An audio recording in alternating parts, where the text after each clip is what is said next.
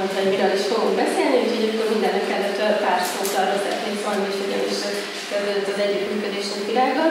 Mindketten a jelenlegi nevén Handrend Bölcsészettudományi Kutatóközpontban dolgozunk, Virág a Művészettörténet, én pedig a Régészeti Intézetben. És egy teljesen véletlen folytán vettük fel egymással a kapcsolatot, ugyanis kb. Egyszerre kezdtünk el foglalkozni a 3D-s modelleknek a fotogrammetria általi készítésével. Az azt jelenti, hogy fényképekből állítjuk össze a 3D modelleket, és az Agisoft Metashape programmal, vagy programot tanultuk éppen, amikor is az informatikus irányított minket egymáshoz, hogy mindketten ezzel foglalkozunk, és így megosztottuk egymással a tapasztalatainkat, majd kiderült, hogy Virágnak a doktori témája az a késő középkori csontlemezekkel díszített fanyergek, és akkor eszembe jutott, hogy nem sok, hogy néhány évvel korábban, 2016-ban, amikor még itt dolgoztam a múzeumban, az egyik feltáráson a Kossuth téren előkerült egy faragott csontlemez, amiről én úgy gondoltam, hogy egy ilyen csontheregnek lehet a töredéke. Ez rögtön felkeltette a Virág érdeklődését, és amikor meglátta számára rögtön egyértelmű volt, hogy valóban az. Úgyhogy így közösen foglalkoztunk a lelettel, és előadásunkban először a lelet megtalálásának a körülményeiről, majd a késő középkori csonthergekről adunk egy képet, és elhelyezzük a töredéket a ma ismert és fennmaradt csonthergek kontextusában.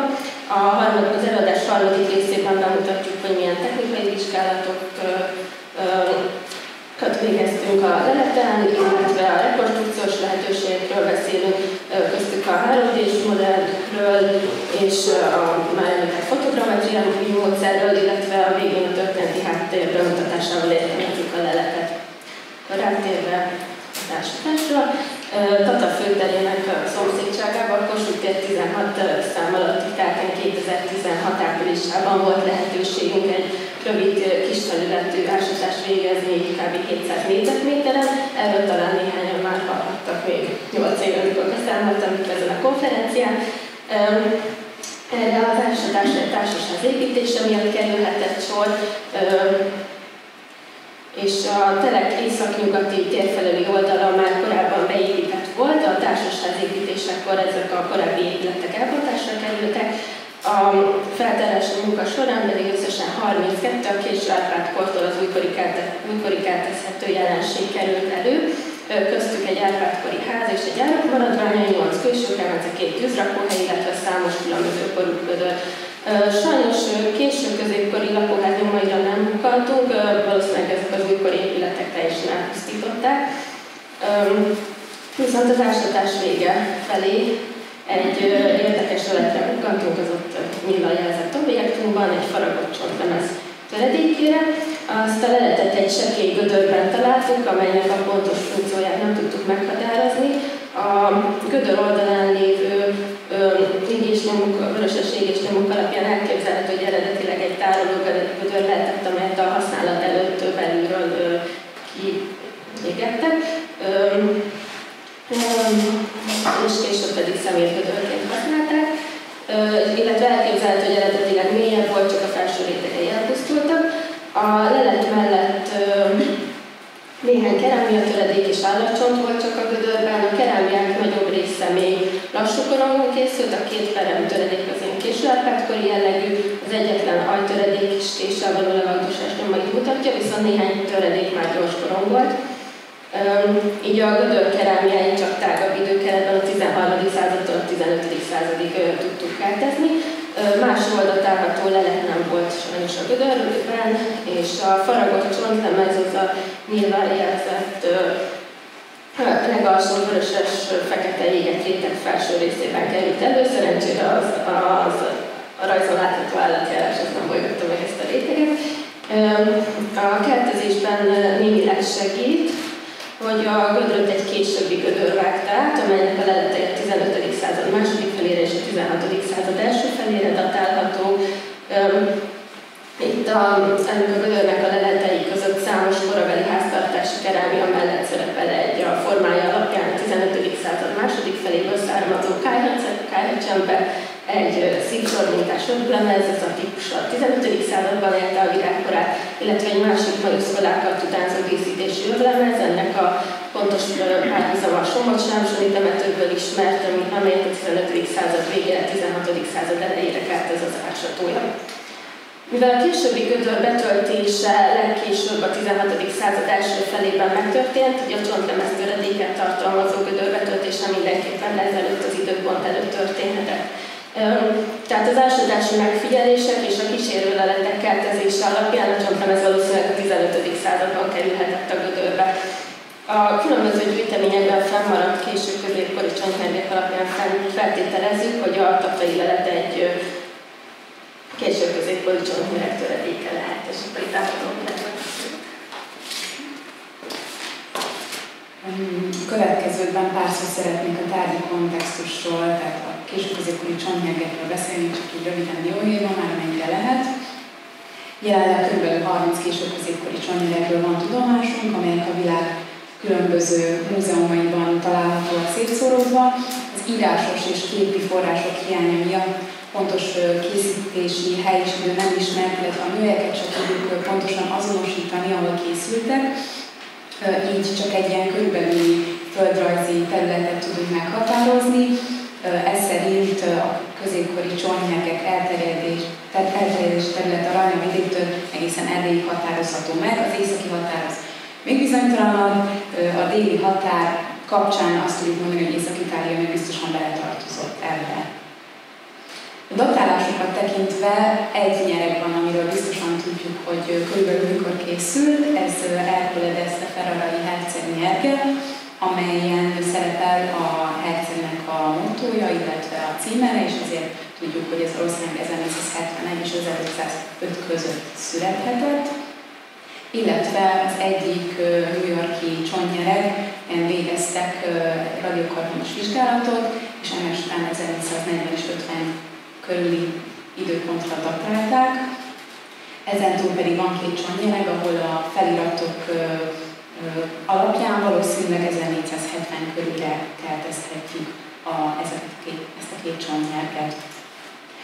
Összességében az eddigi információk alapján azt tudjuk elmondani, hogy a legtöbb csontnyereg 1430-as, inkább 40-es évektől egészen a 15. század végéig keltezhetőek, sőt van egy csontnyereg, ami még 16. század előttre is. Pár szót ezeknek a csontnyeregeknek a technikai felépítéséről, amit az indokol, hogy az is problémás, hogy ezek a tárgyak egyáltalán tekinthetőek egységes műtárgy együttesnek, mert ahogy láthattuk, azért elég különbözőek.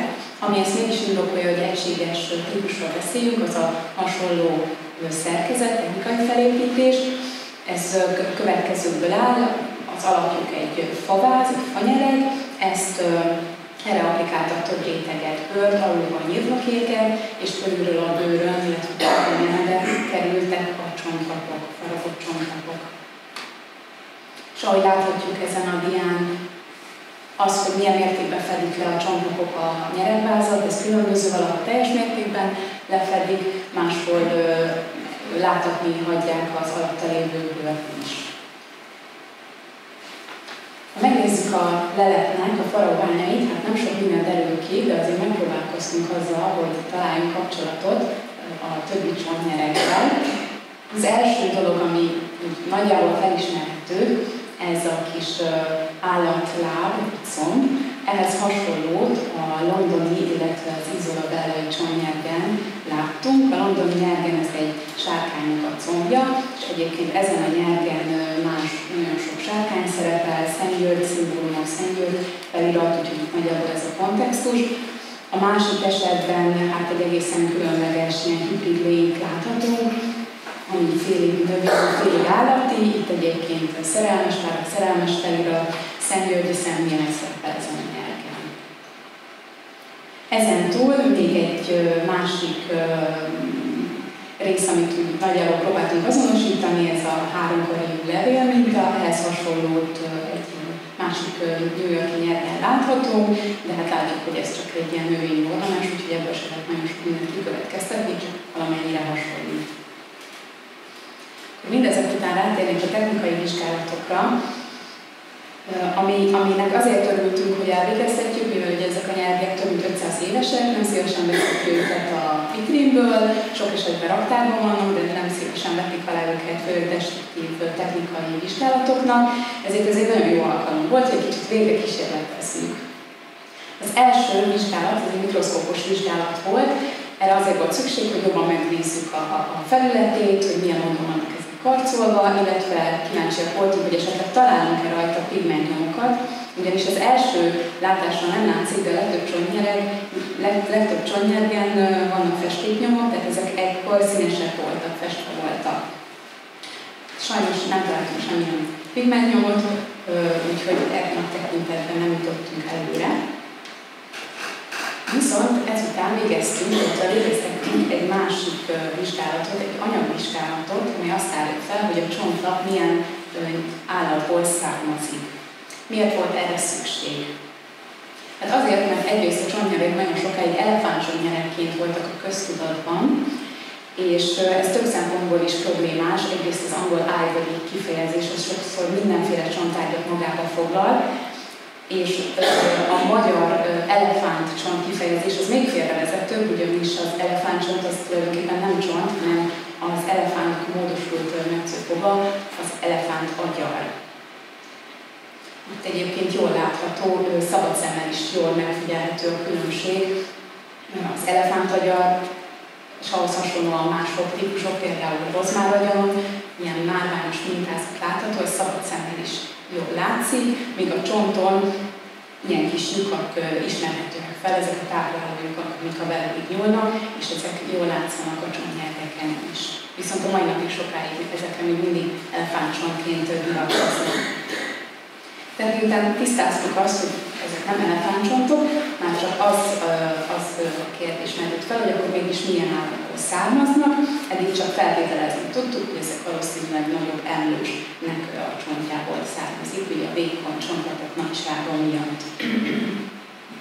És ugye végre a leletünk lehetőséget adott arra, hogy ezt jobban megvizsgáljuk, és ezért 2021 tavaszán elküldtünk 2 kis darabot belőle a Yorki Egyetem laborjába, ahol a ZOOMS Project keretein belül az Archaeology by Mass Spectrometry megvizsgálták a töredéket. Ez egy viszonylag költséghatékony és gyors módszer, amelynek segítségével a leletanyagban megőrződő kollagén és más fehérjék segítségével tudják meghatározni, hogy milyen állatból származik a lelet. És ezt egyébként nem csak csonttárgyakon végzik, hanem bőrtárgyakon, illetve pergamenen is. Itt például látjuk, hogy egy ilyen radír segítségével kaparják a kis darabkákat a pergamenről. Az eredmény egyébként megerősítette a korábbi feltételezéseinket, miszerint marhacsontból származik a lelet, és hogyha a marhának a csontváz szerkezetét nézzük, akkor valószínűsíthetjük, hogy a lapockából vagy a csípőcsúról készülhetnek ezek a vékony csontlemezek. És egyébként érdekesség, hogy a mi vizsgálatunk óta 2022-ben ugyanezzel a módszerrel az egyik New York-i nyerget is megvizsgálták, és viszont ők a Bordeaux Egyetemmel közösen, és ez is megerősítette a jobb vizsgálatot, hiszen a marhacsontból készült az a csontnyereg is. És akkor átérünk a rekonstrukciókra. Ugye mivel, ahogy már Bianca említette, mindketten sok kísérleteztünk, foglalkozunk 3D-s modellekkel, adta magát, hogy akkor készítsünk 3D-s modelleket a tatai leletből.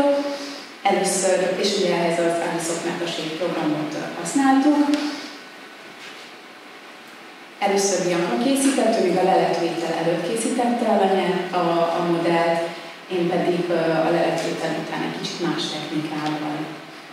És elvileg forog.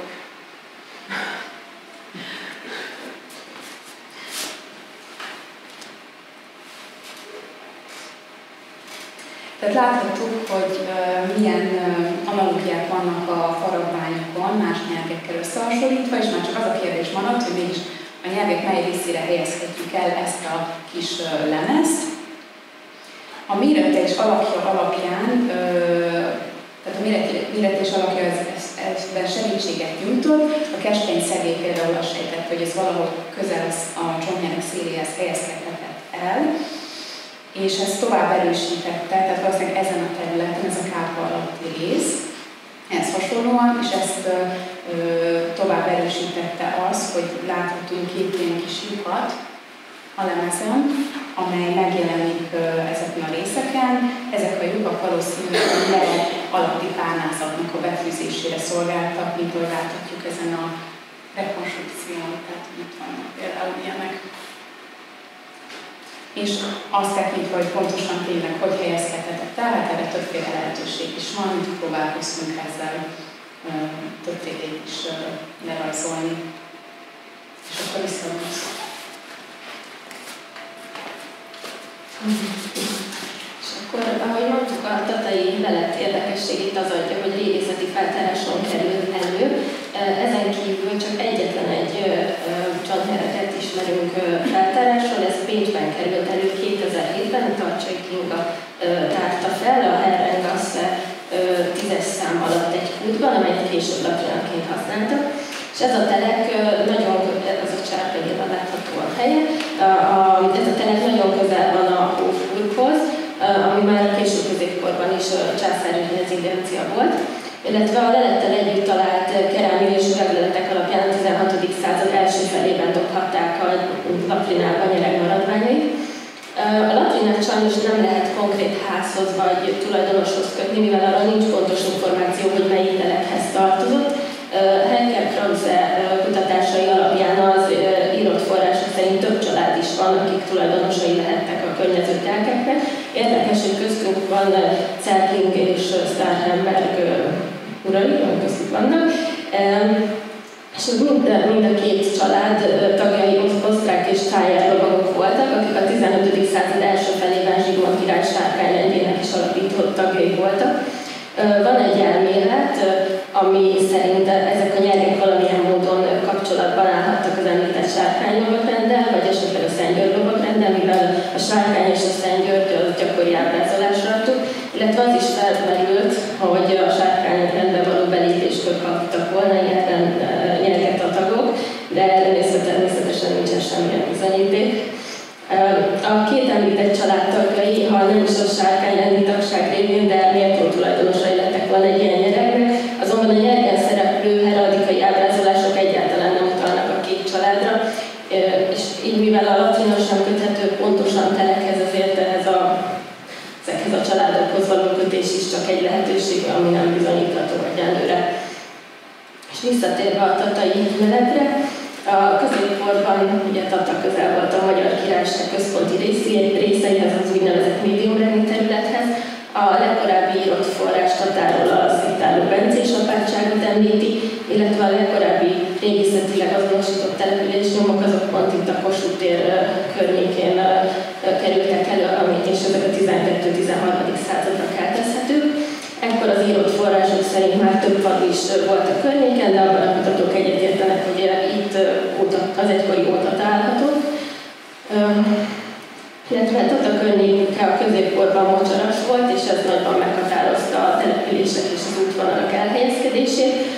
Az írott források szerint Tatától északra egészen a Dunáig egy nagy mocsaras terület volt, ezt a 15-8. században csapolták le ennek a tervezetéről látható vagy készült az ott látható térkép.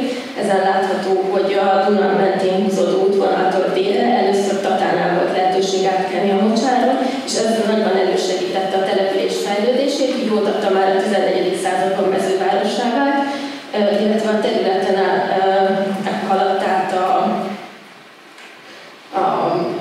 Pécs-Buda kereskedelmi útvonal is.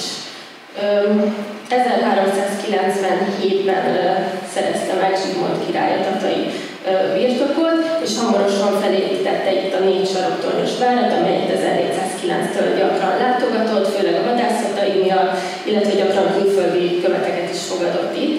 És a vár jelenléte nagyban segítette a fejlődését, és hamarosan újabb mezőváros is alakult ki az épület keleti oldalán. Illetve a várnak ezt követően is fontos tulajdonosai voltak, Pék fölnemes családok, illetve a király kezében volt az épület. Ez az időszak a 15. század, illetve a 16. század eleje tekinthető a vár és a szomszédos két mezőváros fénykorának, és ezt a fejlődést a 16. század közepén az oszmánokkal vívott háborúk szakították meg. És most, hogy már ismerjük a terület történelmi hátterét, a következő kérdés, hogy miért kerülhetett el a lelőhelyre a lelet. Ahogy láttuk, a töredékkeltezési lehetőségei azok hasonlóak a Pécsihez. Az biztos, hogy a 15. században készülhetett a lelet, és legkésőbb a 16. század első felére, de inkább valószínűleg korábban elpusztult és földbe került. Arra viszont sajnos az írott források nem adnak támpontot, hogy a telek később középkori tulajdonosát azonosítsuk, mint a bécsi lelet esetében. Viszont a 15. század második feléből származó a telken talált egyéb leletek alapján valószínűleg jó módú tulajdonosnak kellett lennie, illetve erre utalhat az is, hogy a háza a főtér mellett állt, hiszen a mai főtér a régészeti eredmények alapján a késő középkorban is hasonló funkciót tölthetett be. A 15. század első feléből azonban nagyon kevés leletanyagot találtunk a lelőhelyen, csak néhány apró kályacsempet töredék utal arra, hogy akkor is jelentős tulajdonosa lehetett a teleknek, és bár a mezőváros, a már említett Pécs Buda kereskedelmi út mellett volt, az kevésbé tűnik valószínűleg, hogy kereskedelmi áruként került volna a telek tulajdonosának kezébe ez a nyereg. Sokkal valószínűbb, hogy a darab jelenléte a közeli királyi várhoz kötődik, ugyanis egy-egy királyi tartózkodáshoz vélhetően nem tudták a teljes udvart magában a várban elszállásolni, valószínűsíthető, hogy Visegrádhoz hasonlóan az udvar egyes előkelő tagjainak Tatán is lehetett házuk, Ozora Ipóval kapcsolatban erre írott forrás is utal. És akkor összegezve a Kossuth téren talált töredék kétségkívül egy 15. századi díszes nyereg csontborításából származik. A századon belül pontosabb kertezése sajnos egyelőre nem volt lehetséges, a tárgyaló teljes évszázadban készültek, és a régészeti megfigyelések sem segítettek ilyen szempontból. Minden esetre az bizonyos, hogy jelenléte a településen mindenképpen a királyi várral és az udvartartásával van összefüggésben. És a töredék fő jelentősége, hogy számos diagnosztikai vizsgálatot lehetett rajta véghez vinni, amelyet a múzeumokban őrzött csontnyergekkel nem lehetséges, illetve nagyon jó lenne radiokarbonus kor meghatározást is készíteni, amely eldönthetné a kertezés kérdését, viszont ahhoz a jelenlegi technológia szerint elég sokat kéne levágni a tárgyból, úgyhogy ezzel egyenlőre nem próbálkoztunk, és ez nagyon kis könnyű vékony tárgy. Viszont azt tervezzük, hogy elkészítjük a 3D-s nyeregmodellt, amelybe a töredéket beillesztjük, ez még egyenlőre nem történt meg, de a jövőbe tervezzük. És csak két mondat, hogy reméljük, hogy be tudtuk mutatni, hogy egy interdisziplináris projekt milyen gyümölcsöző lehet, és hosszú ideig vitatott kérdésekre szolgálhat új válaszokkal, és új irányokat mutathat a középkori tárgyak rekonstrukciójában, és végezetül szeretnék még egy diát mutatni a csontnyegekről készült 3D-s modellekről, amik elérhetőek az interneten, ez a QR kóddal a Bölcsészeti Tudománykutatók Központ Sketchfab oldalán. Köszönjük szépen a figyelmet!